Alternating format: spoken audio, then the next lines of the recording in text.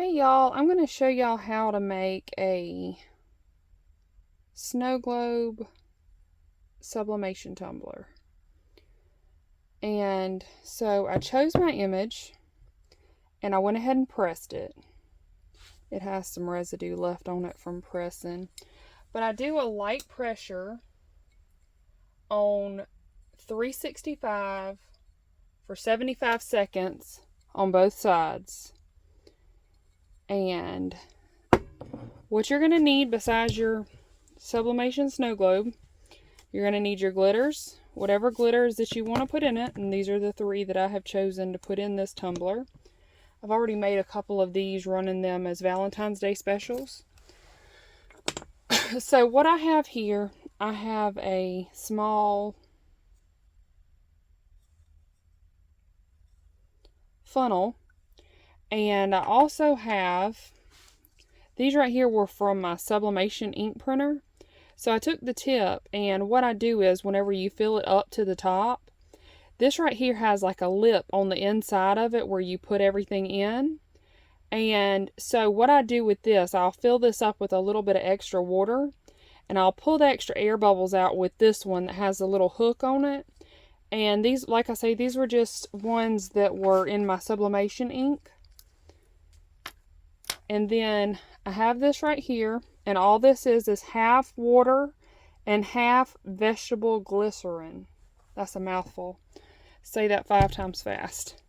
So let me get this cleaned out real quick because I have blue in here from where I made this tumbler right here the other day.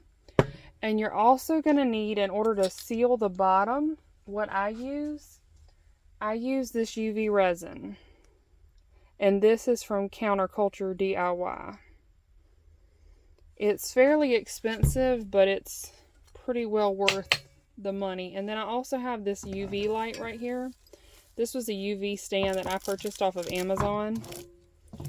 And it works pretty well to cure everything. So what I'm going to start doing here is I'm going to start filling it with glitter. Let me go ahead and just open all of these. It'll be easier that way.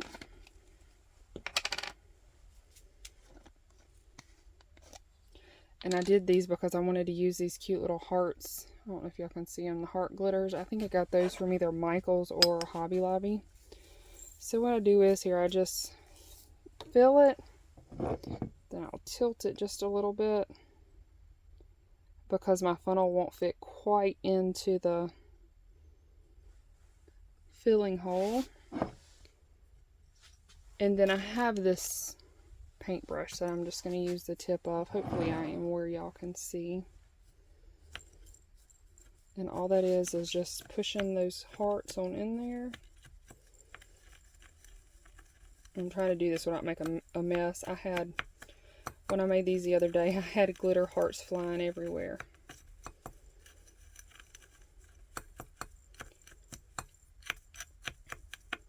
And I did these as a Valentine's Day special.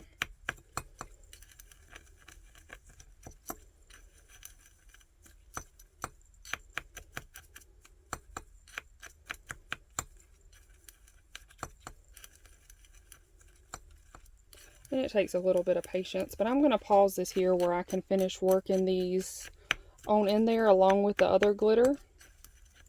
And what I normally do, I use about 3 full funnels with the funnel that I have, and that's normally that's the amount of glitter that I like to use personally. But you'll find out with trial and error what works better for you and what doesn't. But I'm going to pause this real quick so I can finish this.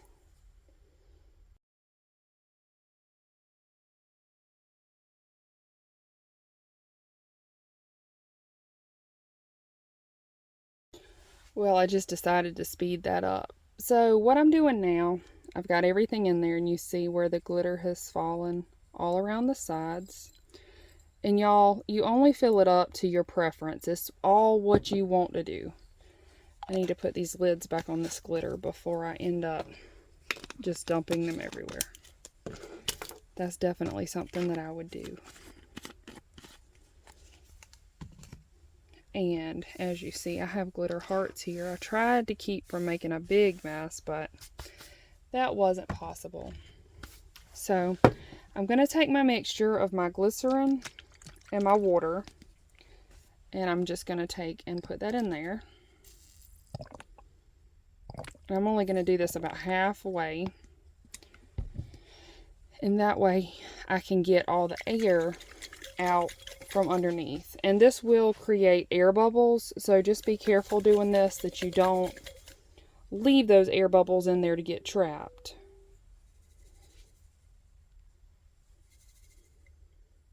And what I'm trying to do is get all the liquid all the way to the bottom, and you see I've succeeded to make sure that all that is full. So, and I did have my finger over that bottom hole so that nothing would pour out. Now I'm going to fill this on up to the top.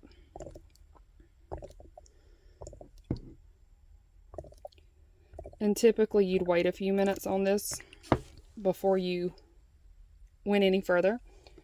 But I have a little cup here that has a little bit of mainly water, but you can use your mixture or your water. But with these needles being so small that I'm using off of the sublimation ink,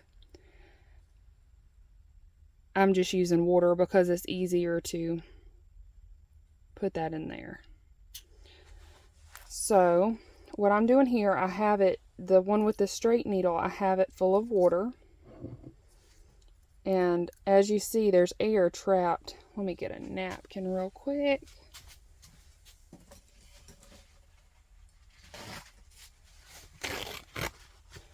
So as you can see, there's a little bit of air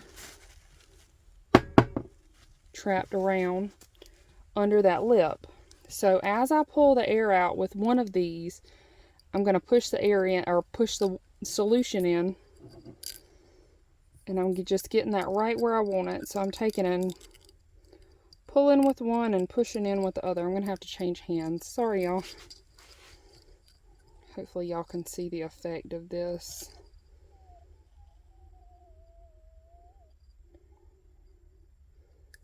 And it doesn't work this pretty every time, because sometimes the water will just come pouring back out.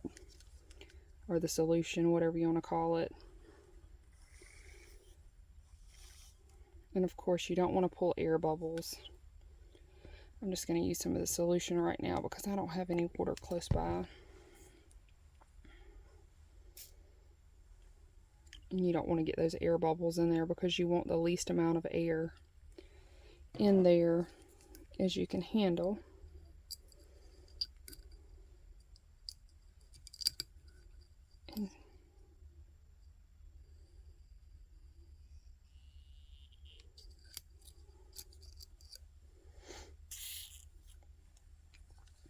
And sometimes you have to do this a few times, and then some people like to let it sit down and just let it degas for a little bit after shaking it up to get all those bubbles out. But with this method, I'm going to have the majority of the bubbles out. So if there's anything trapped left that's trapped in there, see, I pulled all the air to this side the best that I could.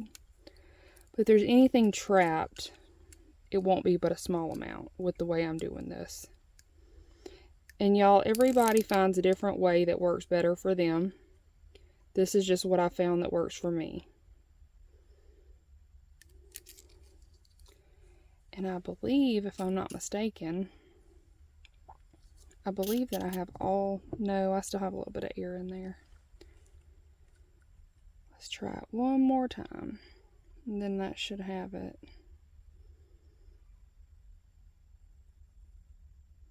See how long that solution's taking to pull up in that syringe. Let me see where all my air bubbles went. It's right there. And sometimes it's very complicated to see with the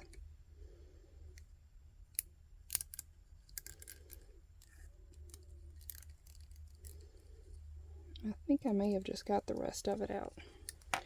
Sometimes it's a little bit of a trial and error to this point. I'm just wiping the bottom off. See, I do still have a little bit of air right there. And that's a little bit more than I want left in there. So let's try this one more time. I'm going to try to get that tip over there too, where that air is at. And that's exactly where I got it.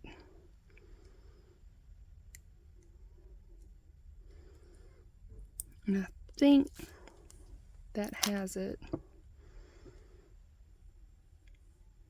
for the most part, other than that one little bubble right there. And I really would like to get that out of there as well. But I don't know if I'm going to be lucky enough to get that last little bubble there. I might can. I think I got everything that time. Where did there we go. Yep. I got that last hole out of there. That last little air bubble. So here, what I'm going to do is, I'm just cleaning up all that extra little bit that was on there. And I'm taking just regular, this is my regular alcohol here. I don't know what percent it is, but it's just a regular rubbing alcohol. I'm cleaning that bottom off. I'm going to do it one more time with a clean place. Make sure that I clean that filler hole up. And I do have, this is just a regular craft brush. I think this was one from like Dollar General. And let me see, there we go right there. I'm going to take the UV resin and just do one little dot right there. And I'm going to try to smooth it out a little bit. You don't want to dig down in that because it will pull that stuff out. So what I'm going to do here, I'm going to turn the UV light on. I'm going to put that right over top of that for 3 minutes. And I'll be right back. Hey, so I am back. I'm actually here a day later. And what I did yesterday was I finished this off and let it cure after I cleaned it up. So all I'm doing now, I'm taking just a regular sanding pad and I'm just kind of roughing this up so that there's something for the next layer to stick to. Then I have just a tiny bit of alcohol. I'm going to clean this up, make sure there's no oil on it. And I have my business logo sticker. These are just a simple sticker I purchased off of Vistaprint. Let me get this alcohol dried up here with my heat gun. You don't want to get it too hot, for sure. I have some other ones under there curing. Those are the last coat for those. And then all I'm doing is just making sure this alcohol is all evaporated off of there. I'm just going to center that where I want it at. And just kind of wipe that down. And then I'm going to go in. I have to cut this light off because I don't want my resin to cure or on my brush. And I keep my little brush where it's not, where there's no light at, so that it will not dry hard on me. And I'm just going to take a little dab of that UV resin. I'm sorry for all the noise in the background, y'all. I have a hatching station for my baby chicks on the other end of my office. They're in a room by themselves, but they're still nice and vocal this morning. And all I'm doing is smoothing this out here. And what I'm going to do next, I'm going to take my heat gun and just make sure that it levels. It's kind of chilly in my office. So I'm just going to take my heat gun and just kind of go over it to get any bubbles out that I may have. And I'm not holding it in one place because you don't want it to get too hot. And then I'm going to put this under the light and let it cure for 3 minutes. And that, I will pause this and I'll be right back with you because I'm going to take you to the step all the way through the end. Okay, so I'm back with y'all. I actually ended up sitting this outside because they seem to cure better in the sun, and it's nice and sunny today. So this is the last step for me, unless we end up with a slight air bubble, which we try to avoid that. So all I'm doing is a slight scuff up. I'm scuffing it up so that it'll have something to stick to. One more drip of alcohol, and this should be, like I say, the last step.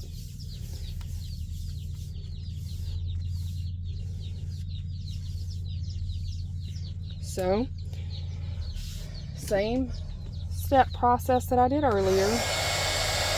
Just drying that alcohol up. And if you don't have a heat gun, you can just let it air dry. I'm kind of speeding it up a little bit for the video purpose.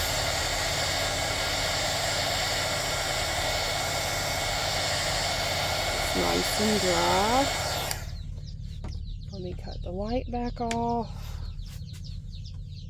One more drop of UV resin.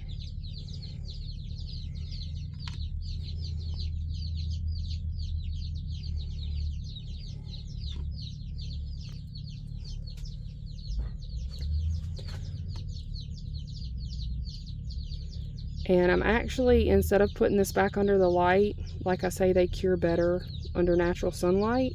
And since it's nice and sunny outside, I'm gonna, since this is the final step here, I'm gonna let this one sit in the sun for about 5 minutes, and it won't even be sticky whenever it's finished. Just make sure that you cover over everywhere that you scuffed it up, so it'll be nice and shiny. And all I'm trying to do is smooth that out.